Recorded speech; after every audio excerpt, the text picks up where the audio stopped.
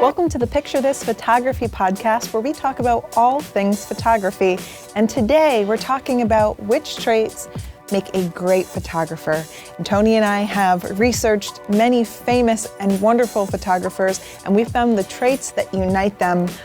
Some of them you can easily learn to do, and another one you'll be doing just by listening to this podcast. We're making them great photographers. We're making them a little better. But first, a word from our sponsor, Squarespace. Whether you need a domain, website, or online store, make your next move with Squarespace. They have beautiful, award-winning designer templates, an all-in-one platform, and 24/7 customer support. If you can drag and drop, you can make your own Squarespace website, including a beautiful photography portfolio. So if you'd like to try it out for free today, go to squarespace.com/Tony. And if you decide you'd like to buy it, enter the offer code TONY to save 10%. Thank you, Squarespace. Squarespace. I say it like that to keep it fresh for everybody. So your first trait was persistence.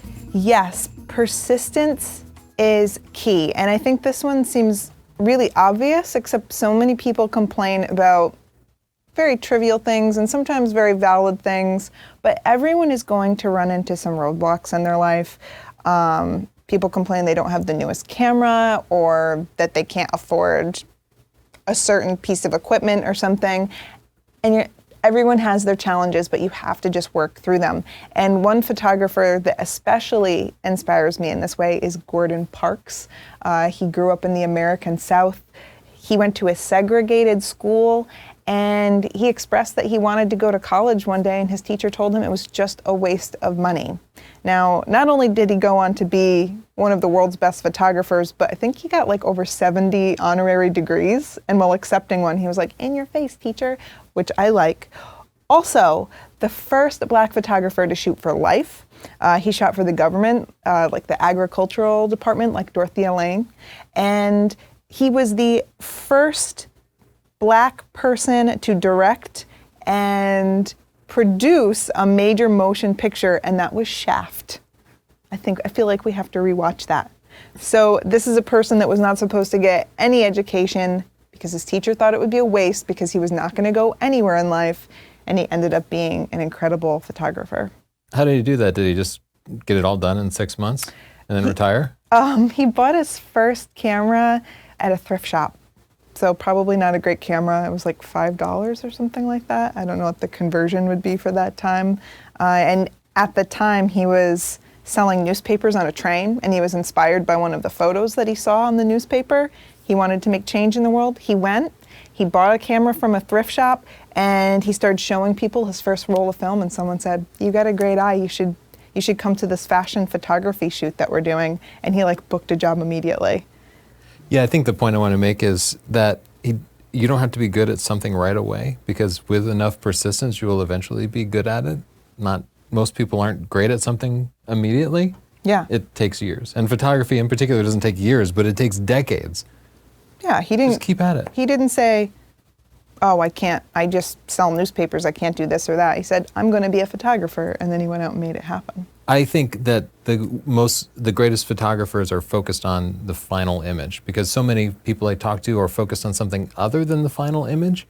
They might be fixated on camera gear or something about the photographic process, like using some part of Photoshop, or they might limit themselves in ways like, "I'm not going to use these types of lenses," or "I'm not going to use Photoshop." The greatest photographers that I can think of will do anything that it takes to get the final image without any sort of restriction. And one of the best examples is Ansel Adams, who he really pioneered heavy darkroom editing. He was fine with that. So many people think, "Oh, Ansel Adams didn't need Photoshop, therefore if he could do it, then I can do it." And it's true, Ansel Adams didn't have Photoshop, but he had the darkroom, and he did a whole lot in that. He did amazing work in the darkroom. That is a talent in itself. People like David LaChapelle rely very little on post-processing. He makes a point of that. He tries to get everything in camera as perfect as possible. But at the same time, he will do some post-processing as need be. He doesn't make it a hard and fast rule. Instead, his hard and fast rule is to produce the greatest image that he possibly can. Yeah, I think you make a really good point that sometimes people can get distracted by all of the things that come with being a photographer and taking a picture, and they can forget what their picture is supposed to be about, what it's supposed to convey, why they wanted to take that picture in the first place. Yeah, some people think, oh, I have a new lens, I'm going to go take some pictures. But the great photographers will start with a vision in their mind, and then they will think, how do I accomplish that? And their tools might include a new camera or a new lens. It might include a trip. It might include hiring models or makeup. It might include post-processing. They arrange a set of series to get to that final image which they've always had in mind. Yes, so we're talking about the traits that make a great photographer. And so far, we've talked about persistence, never giving up, not making excuses, and doing whatever you have to do to make it happen. And also imagining a final image, which means you don't just go shooting willy-nilly, you actually have an image in mind and you're creating a very purposeful final picture. And that leads into my next point, which is to have purpose. I think that it gets very easy to get sucked into the trap of just taking a pretty picture, especially now. I'll even find myself on Instagram saying, oh, well, these are popular, so maybe I should do this type of shot, or maybe people would like it if I put a lot of color, and I forget what my purpose is, which is often to document or to show some part of life that I'd like to share people. The great photographers that I have studied have a purpose, and their photos have meaning, and they're trying to convey a bigger message to people. So one example would be Gordon Parks, like I talked about earlier. He wanted to show people what life was like for Black Americans. It wasn't something people were documenting, partially because a lot of photographers weren't Black, so they didn't care about that experience. He wanted to show what it actually was, and he wanted to shed light on the struggles of his people. Ansel Adams, like you brought up, he wasn't just taking beautiful landscape pictures. He worked with the Parks Department, he worked with the government, and he was a conservationist. He really cared about our national parks, and he took beautiful photos of them to inspire people to care about them. He deeply, deeply cared about the preservation of our country and nature and the landscape that he was shooting. And that showed in his pictures. And I don't think that it would have shown if he didn't have that deep, deep respect for what he was taking photos of. And you can just see this with so many people. Mary Ellen Mark showing the struggle of children on the streets. She wasn't just being gratuitous and snapping a picture so that people would give her accolades. She really wanted to tell a story that meant something to her. So if you want to be a more meaningful photographer, if you want your work to mean something and be more important, have purpose. Think about what's important to you, shoot it, tell a story, expose people to something that you think is important. It doesn't have to be struggling or homelessness. It can just be the beauty of nature or animals, but make your photos matter to you. Yeah, it's okay to just go take pictures for fun, but if you want to be a great photographer... Oh, I had Louis Hine, he took pictures of children in factories that were just awful conditions, and he helped make child labor laws with those photos by showing people what was really going on. Ansel Adams shooting Manzanar when we were putting Asian Americans in internment camps during World War II. He thought that was awful. He just didn't think people should be living like that, so he photographed it. Yeah, to them, photography was not the final. It was not the end. It was a means to the end for a bigger picture, so to speak. I think the greatest photographers also develop a very singular and focused style. So I'll ask you, Chelsea, but everybody out there can imagine something in their head when I throw out these names. Like, what if I say Ansel Adams? What do you imagine? I imagine the half dome and moon picture. Or birch trees. Mountains and a river, probably, right? Because he developed this very specific style. And he did take pictures at Manzanar, but that's not what people think of. We know Ansel Adams because he became the best at this one thing. If I say Annie Leibovitz, what do you think of? I was just looking at her photos, I think of her celebrity portraits in like rich cinematic colors. Yeah, like kind of deep, not fun, not candid, not gorgeous lighting. 80s Sears portrait. Yeah. But yeah, usually single light, usually deep contrast, something meaningful that tells more about the character of them. Oh, I have one for you, sir. What's that? David LaChapelle, one of your favorites. Oh, larger than life. Bright colors. Usually celebrities, something that speaks to pop culture. Tons of naked people with religious overtones, religious undertones, religious midtones. Yeah, David LaChapelle, you don't think he's also a great wildlife photographer? No, I don't know, maybe he is, but I've never seen that.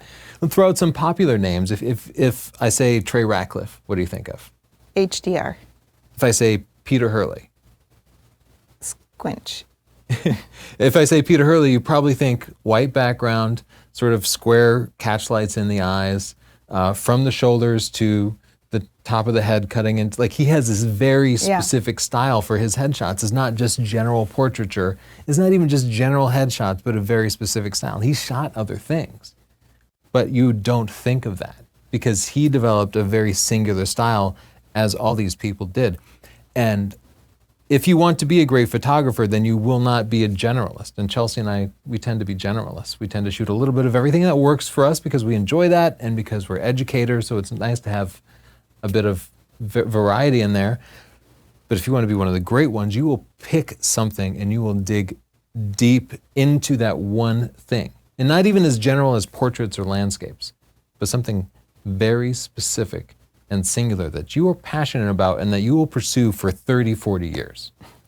You know what you don't need to pursue for 30 or 40 years to have great results? A Squarespace website. Whether you need a domain, website, or online store, make your next move with Squarespace. If you can drag and drop, you can make your own website. It's really that easy. And if you decide that you don't like one of the beautiful templates that they have, you can easily just switch all of your photos over to a new one. Tony and I know I have a Squarespace portfolio that they gave me. They also gave one to you, Tony, but then you bought 2 more. I know, I have 3 Squarespace You're a little websites. bit of a Squarespace And I pay junkie. for 2 of them because they're just awesome. They can take any amount of traffic. I'm addicted to the analytics. I love to open it up and see how much traffic they get. They regularly update the back-end technology and they have apps on my phone that let me like show my portfolio offline. If I were to try to build this stuff from scratch, it would be such a pain. And by the way, the design would be terrible because I'm terrible at designing stuff. I like that it automatically goes on your phone in a beautiful way. It makes it so easy to show people my photos. And right now, according to my fancy analytics, about 60% of the people who visit my site are on a smartphone or a tablet. Oh, dang. Most people are not using desktop computers anymore. And that means the formatting can get really difficult because you have to make it for every single mobile device out there if you want it to look good. They have nerds that take care of that. So you can just worry about making beautiful pictures and drop them in there. If you'd like to try it for free today, no credit card needed, you don't have to pay and then remember to cancel later, just try it for free today. You have nothing to lose. See what your photos look like on a beautifully designed website. You're gonna look so much more professional. You just have to go to squarespace.com/Tony, and if you decide that you like it, you can get 10% off with the coupon code TONY. Tons of Tony. Thanks, Squarespace. All great photographers use Squarespace. Did you know that? That's actually not true. But I appreciate Ansel Adams you. was using it in 1930. Not many people know that. I appreciate you trying to tie it in, but that is wildly inaccurate, and I feel like you know it. Curiosity. This is the one I was talking about you're doing right now. If you're learning about other photographers, if you're interested in what other people are doing, you're on the right path because all of these other photographers, they were interested in another artist too. And there are really famous examples like Stieglitz. He was a romantic partner, but also a creative partner with Georgia O'Keeffe. And he would go take pictures of her painting. He would take pictures of her figure. And she really inspired him. He took a lot of photos of the landscape that she loved, and they promoted each other's work.